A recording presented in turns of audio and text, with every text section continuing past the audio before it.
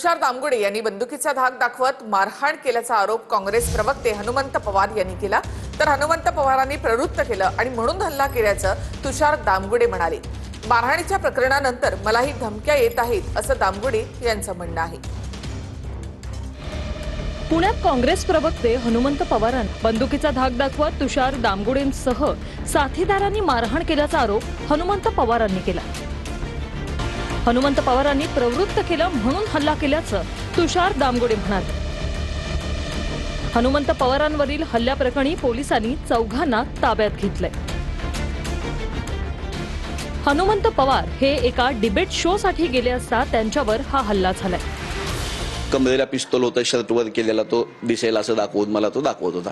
मी म्हणलं मी असल्याला घाबरत नाही। ते हसल्यानंतर त्याला संताप काय त्याचा इगो दुखावला माहित नाही।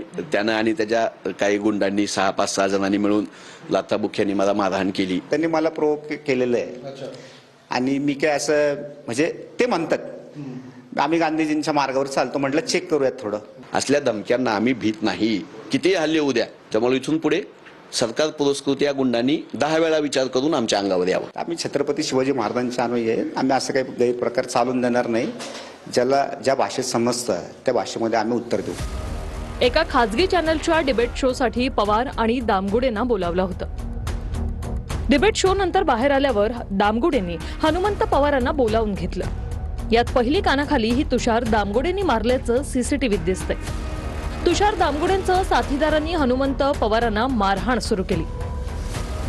दोषींवर कठोर कारवाईची मागणी काँग्रेस प्रदेशाध्यक्ष हर्षवर्धन सपकाळांनी केली। तुम्ही काही बोलाल सत्ताधाऱ्यांच्या विरोधात तर आम्ही तुम्हाला बंदूक दाखवू, आम्ही तुमच्यावर हल्ला करू, अशा प्रकारचा संदेश हा त्यांच्या हल्ल्याच्या माध्यमातून झालेला आहे। आरोपींवर कुठल्याही प्रकारची कठोर कारवाई नाही, हेच दर्शवलं जातं की सरकार हा आरोपीच्या आणि गुंडागर्दीच्या पाठीशी आहे।